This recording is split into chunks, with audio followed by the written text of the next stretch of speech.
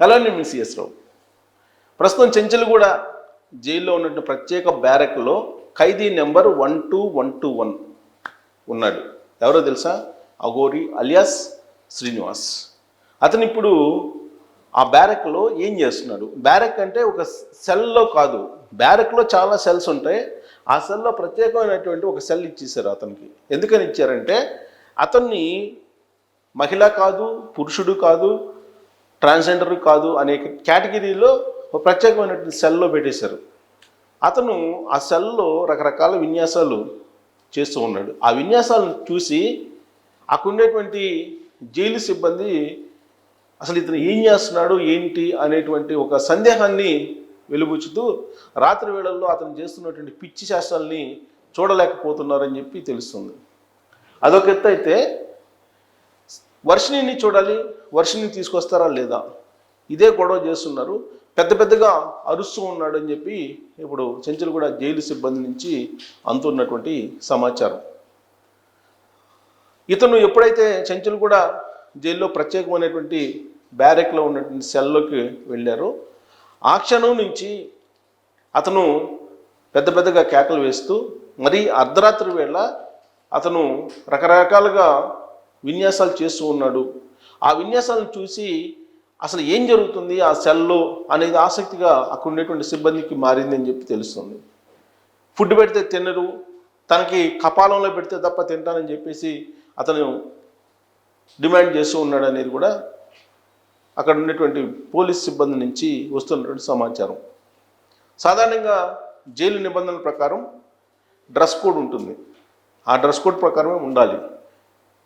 తాను అఘోరిని, లేదంటే నాగసాధువుని, లేదంటే తాను ట్రాన్స్జెండర్ని, నాకు ప్రత్యేకమైనటువంటి ఏర్పాట్లు కావాలి, ప్రత్యేకమైనటువంటి వెసులుబాట్లు కావాలంటే కుదరదు.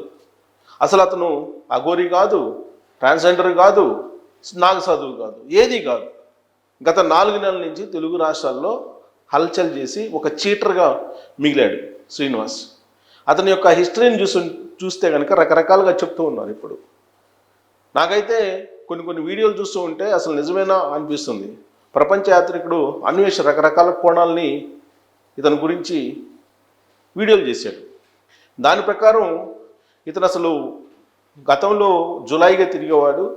ఆ క్రమంలో అతను ఒక మహిళ పట్ల దురుసుగా వ్యవహరించడంతో పాటు ఆవిడ దగ్గరికి వెళ్ళి ఆవిడతోటి సంథింగ్ చేసిన తర్వాత ఇతనికి డిసీజ్ వచ్చింది.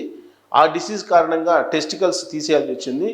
ఆ టెస్టికల్స్ తీసేసే క్రమంలో ఇతనికి ఇన్ఫెక్షన్ వచ్చి టోటల్గా అవయవాన్ని తీసేయాల్సి వచ్చింది.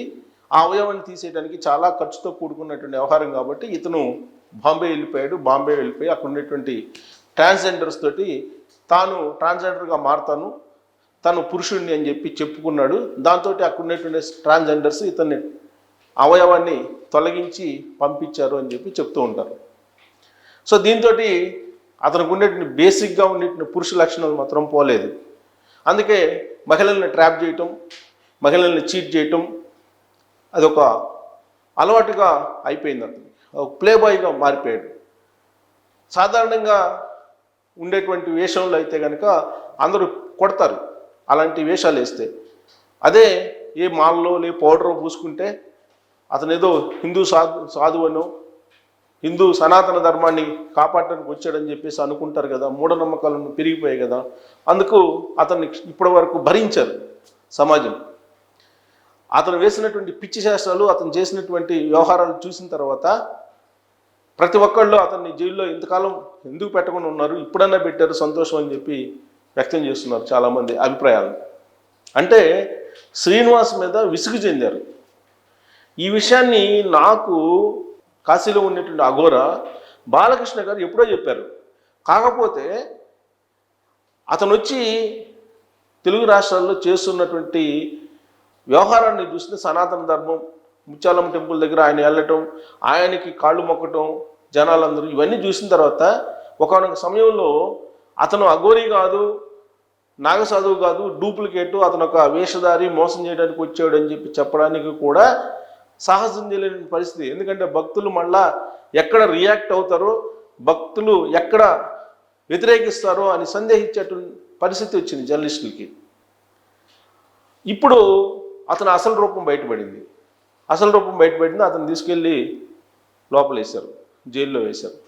జైల్లో వేసిన తర్వాత ఇతని యొక్క నిజస్వరూపం ఏంటి అనేది ఒక్కొక్కరుగా బయటకు వచ్చి చెప్తూ ఉన్నారు. అయితే నాకు కాశీలో ఉండేటువంటి అఘోర బాలకృష్ణ గారు ఫోన్ చేశారు. నాకు కూడా కొన్ని సందేహాలు ఉంటే నేను కూడా అడిగాను ఆయన్ని. ఇప్పుడు వర్షిణి అతన్ని కలవాలంటుంది, ఏడుస్తుంది, అతను చూడకుండా ఉండలేకపోతానని చెప్తుంది. మరి ఏంటి పరిష్కారం, ఎందుకు అలాంటి పరిస్థితి ఏర్పడిందని అంటే, ఖచ్చితంగా అతను ఏదో పెట్టుంటాడు, అందుకనే ఆ అమ్మాయి అలా వ్యవహరిస్తుందని చెప్పి నాకు ఆయన ఫోన్లో చెప్పినటువంటి మాట. మరి దానికి విరుగుడు ఏంటి అని చెప్పి నేను అడిగాను వెంటనే. వెరీ సింపుల్, కాశీకి తన దగ్గరికి తీసుకొస్తే మొత్తం ఆ పసరు మొత్తాన్ని, దాని ఎఫెక్ట్ని తొలగిస్తానని చెప్పి ఆయన నాకు చెప్పారు. మరి వాళ్ళు కాశీకి రావాలి కదా, రాలేరు కదా అంటే, వస్తారు వాళ్ళే, మొదటి నుంచి నేను చెప్తున్నాను కదా అని చెప్పి ఆయన వాదిస్తున్నారు నాతోటి. సో ఖచ్చితంగా ఏదో పసరు పెట్టారు, ఏదో తినిపించాడు, అందువల్లే ఆ అమ్మాయి అతన్ని వల్లో పడిపోయింది, అతను కావాలనుకుంటుంది అని చెప్పేసి ఆయన చెప్తూ ఉన్నారు. నేను ఇంకొక క్వశ్చన్ కూడా యాడ్ చేశాను. మరి ఇప్పుడు పెళ్ళిళ్ళు చేసుకున్నటువంటి వాళ్ళు విడిపోతున్నారు కదా చాలామంది, ఆల్మోస్ట్ డేటా ప్రకారం పెళ్ళిళ్ళు చేసుకున్నటువంటి వాళ్ళు 40% విడిపోతున్నారు అంటున్నారు. మరి ఆ ముందేదో మీరు ఇస్తే కనుక కాపురాలన్నా నిలబడితే డైవర్స్కి వెళ్ళకుండా అని చెప్పేసి అన్నాను. ఆయన నవ్వారు పక్కపక్క. నవ్వి, అప్పుడు తల్లిదండ్రులను ఎవరు చూస్తారు, ఒకవేళ నిజంగానే ఆ మందు ఇచ్చేస్తే భార్యకి, ఆ భార్య ఏమో భర్త చుట్టూ తిరుగుతుంటుంది, మరి తల్లిదండ్రులని ఎవరు చూస్తారు అని చెప్పి ఆయన వెంటనే క్వశ్చన్ వేశారు. కాబట్టి లోక కళ్యాణం కోసం ఇలాంటివి చేయకూడదని ఆయన, మీకు ఎన్నో డౌట్స్ ఉంటాయి జర్నలిస్టులుగా అని చెప్పి ఆయన నాకు హితబోధ చేశారు.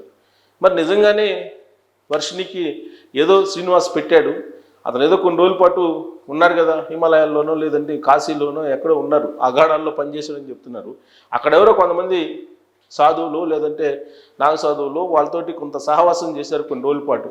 దాని తాలూకు వచ్చినటువంటి తాంత్రిక పూజలు లేదంటే ఇతరత్ర ఈ మందు పెట్టడం ఇలాంటివన్నీ నేర్చుకున్నాడు అనేది ఆయన చెప్తున్నటువంటి మాట.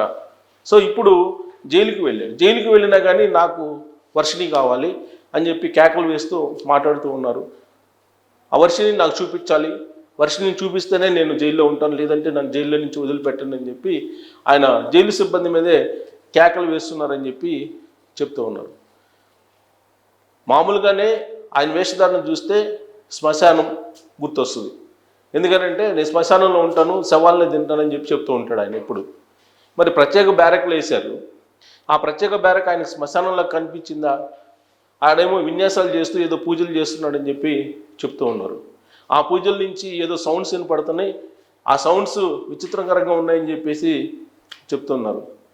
అంటే జనరల్గా ఏంటంటే అతని మీద ఏదో చేస్తున్నాడు అనేటువంటి ఫీలింగ్ కొంతమందికి ఉంది. బహుశా పోలీసులకు కూడా అలాంటిది ఉండవచ్చు.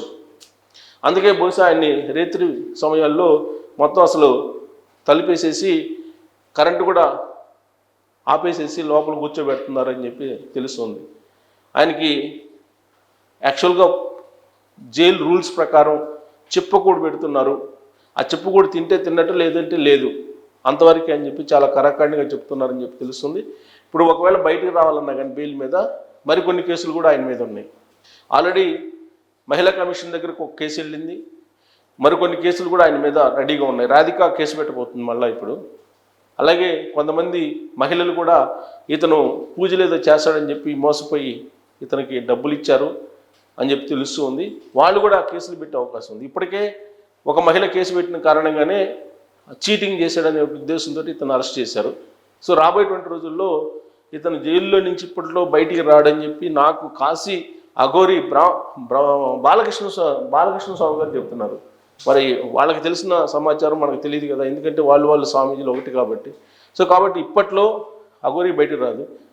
అక్కడ ఉండేటువంటి అరుపులు కేకలు శ్రీనివాస్ చేయాల్సిందే. అఘోరి అనలేము అతన్ని, శ్రీనివాసే. సో ఆ శ్రీనివాస్ ఇకన చెంచులగూడ జైల్లో ప్రత్యేకమైనటువంటి బ్యారెక్లో ఒక సెల్లో ఖచ్చితంగా ఉండాల్సిందే. వర్షిణి ములాఖత్ ఇవ్వండి అని చెప్పి డిమాండ్ చేస్తున్నాడు వర్షినికి. అసలు వర్షినికి ములాఖత్ ఇస్తారా లేదా అనేది పెద్ద ఆసక్తికరమైన అంశం. ఎందుకంటే ఆమె తల్లిదండ్రులు వచ్చిన్నారు, ఆమెను తీసుకెళ్ళడానికి కౌన్సిలింగ్ ఇప్పిస్తున్నారు. ఇలాంటి పరిస్థితుల్లో ములాఖత్ ఇవ్వాలంటే కనుక అఫీషియల్గా వాళ్ళిద్దరికీ పెళ్ళయిందని చెప్పి ఒక ధృవీకరణ పత్రం కావాలి. ఏ ములాఖత్ ఇవ్వడానికి ఏం సంబంధం ఉంది వాళ్ళిద్దరి మధ్య అనేది కూడా కావాలి. వాళ్ళిద్దరు ఎక్కడో పెళ్లి చేసుకొని వీడియోలు చూపించినంత మాత్రాన కాదు, దానికి సంబంధించి రిజిస్టర్ అయి ఉండాలి పెళ్లి జరిగినట్టు. అవన్నీ ప్రొడ్యూస్ చేస్తేనే ములాఖత్ ఇస్తారు. మరి ఇలాంటి పరిస్థితుల్లో ఆయనకి ములాఖత్ లభిస్తుందా వర్షినితోటి అనే దాని మీద మీరు కామెంట్ చేయొచ్చు. Thank you.